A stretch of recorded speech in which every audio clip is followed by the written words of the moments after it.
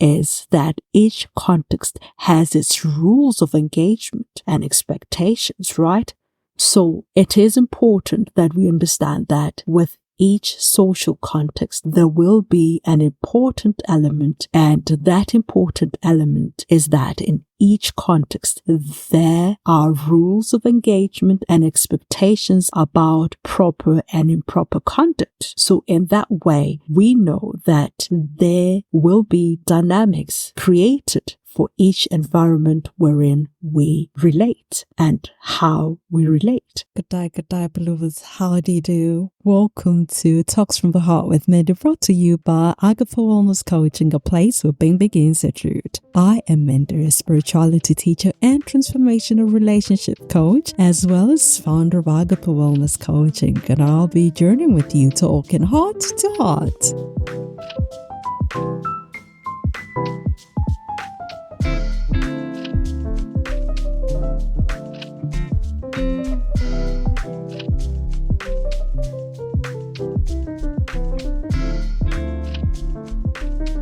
Welcome once again, beloveds. I'm your host, Mandy, still journeying with you, talking heart to heart. In today's episode, we are exploring the fascinating world of relationships. We're diving deep into the intricacies of relating, what it means, why do we do it, and how it shapes our lives. Beloveds, grab your favorite beverages, sit comfortably, relax, and join me as we explore this fascinating topic through the lenses of spirituality, sociology, and psychology. See, relationships are the cornerstone of our human existence, shaping our experiences, emotions, and identities. But what exactly is a relationship? How do we relate to one another, and why do we seek out these connections? Let's delve into these questions and more. Now, let's kick things off by defining what relationships are. See, from spiritual perspectives, relations can be seen as connections that transcend the physical realm, intertwining souls on a deeper level. And in sociology, relationships are viewed through the lens of social structures and dynamics, shaping our identities and roles within society. Meanwhile, psychology explores the intricate patterns of behavior and emotions that define our interactions with one another. Now, again, I ask, what is a relationship? Simply put, a relationship is a connection between two or more people. Relationships come in many different forms. It could be in a form of marriage, casual dating, friendship, kinship, and acquaintanceship. Humans are biologically inclined to relate. We are inherently social beings. We are created by love, for love, with a desire to relate, for love's practical experience and expression. If you're one of those people that believe that we're created by God for God, then you'd understand that God created us with intent for relations with the species that is human, for his own or her own practical experience and expression through us. And that cannot happen without relations. Being relational is inherent to who we are and what we are as a species. Again, relationships come in different forms, including romantic, familial, platonic, and professional. In his devotions upon imagined occasions, John Donne, the Elizabethan, said, "No man is an island unto of itself. Every man is a piece of the continent, a part of the main." See, no man indeed is an island. We are condemned to relate. We're created for relations. As humans, we are created to relate. Each type of relationship carries its own dynamics and expectations. And really, communication, empathy, and shared experiences are essential components to healthy relations, right? So again, as humans, we're not created to only exist, but to relate. We are created to relate. How do we relate? How do we relate? Now let's delve into the complexities of how we relate. See, from a spiritual perspective, the quality of our relationships often reflect the state of our inner being. Our capacity for love, compassion, and empathy is very important to how we relate with others outside ourselves. Again, the quality of our relationships often reflect the state of our inner beings, our relations with self, which is something we will be discussing, I suppose, in the next episode. But yeah, so our capacity for love, compassion, and empathy is a reflection again of the well-being of ourselves, our inner beings. Right? Sociologically, our interactions are influenced by cultural norms, societal expectations, and power dynamics, shaping the way we communicate and engage with each other. And psychologically, our past experiences, attachment styles, and subconscious patterns play a significant role in shaping our relational dynamics. Now, as we relate to each other, whatever nature of our relations is multidimensional in a sense that the two or more people participating in relations are relating on different levels. That first level is the intrapersonal level of relations. This level of relating speaks of one's relationship with oneself. Each person has a relationship with himself. Now, the quality of one's intrapersonal relationship will determine how they relate with others, which leads us to the next level, which is the interpersonal relations. The second level of our relations is on an interpersonal level. At this level, we're talking of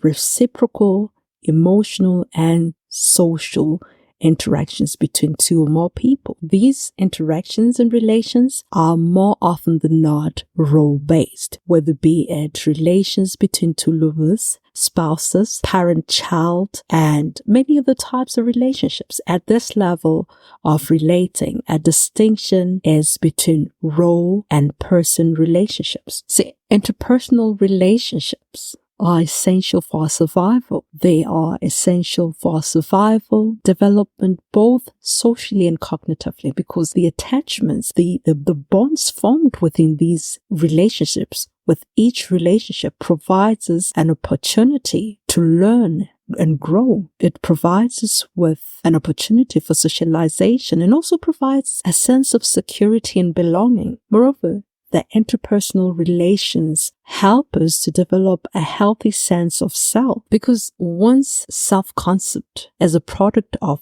how one evaluates relational participants' responses and reactions towards them. Having strong interpersonal relations are distinguished by positive interactions, and these positive interactions are vital to one having a healthy and strong sense of self. So our self-concept really is built on the nature of our relationships with others, on the nature and the quality of our interpersonal relations. So now the third level of our interactions, are on social context level. All relations happen within social context level. All individuals exist within families and communities, and such communities and families are elements of a society that provides the social context for the persons relating to each other, taking up and fulfilling roles within their respective relationships, right? So we all exist within a society that provides a social context for persons in relations, persons relating to each other, taking up and fulfilling roles within their respective relationships. So if I am a wife to somebody, myself and the person I'm relating to are existing within a society that provides us social context. And within that social context, we are taking up and fulfilling roles within the respective relationships. For example, the social context of two lovers considering marriage would include other relationships that helped shape and support who they are and what they've become. And this would also include other elements, right? So it would not just be the relationships, but there are other elements. So such relationships would be one's family, friends, acquaintances, and maybe elements such as race, culture, social class, belief systems, and so forth. See, shared spaces wherein relations take place provide us with important context. For example, homes or places of academia, whether be it from early learning all the way to higher learning institutions, workplaces, and recreational spaces. In all of those social contexts, an important element is that each context has its rules of engagement and expectations, right? So it is important that we understand that with each social context, there will be an important element, and that important element is that in each context, there are rules of engagement and expectations about proper and improper conduct. So in that way, we know that there will be dynamics created for each environment wherein we relate and how we relate. So that's how the power dynamics and relational dynamics are formed within the social context. Now, why do we relate? Why do we relate? Please tell me. So why do we relate? What drives us to seek out connections with each other? Well, from a spiritual standpoint, the longing of connection may stem from a deep-seated desire for belonging and unity. Remember, we are created by love, for love, and most importantly, we are created as part of the greater whole being humanity, the environment, and everything else that is God. God is in all things. He's the creator of all things. He is part of his creation. And us being humans, we are part of that creation. We are part of him. We are part of source. We are source and source is us, and we are part of all of creation. We are part of the greater whole. And I'm not saying you're God. Don't get me wrong. You're not God, but you are a part of him. You belong to him. You are a fragment of the greater whole. You're a fragment of source. So the deep-seated desire to belong and to be unified to everything that is source is what makes us want to connect, right? And this is on a spiritual level. Now, sociologically, relationships fulfill fundamental human needs for social interaction, validation, support within our communities. And this is who we are created to be. We are inherently social as beings. So it is really how we survive as beings. Our social interactions strengthen us as we develop. They give us a sense of belonging through this validation and support within our communities. And psychologically, our innate drive for connection can be traced back to evolutionary principles where social bonds were crucial for survival and thriving as a species. And it is just something that most people would say, that's how we're wired. That's how we are wired, right? It is who we are. It is what we are as beings.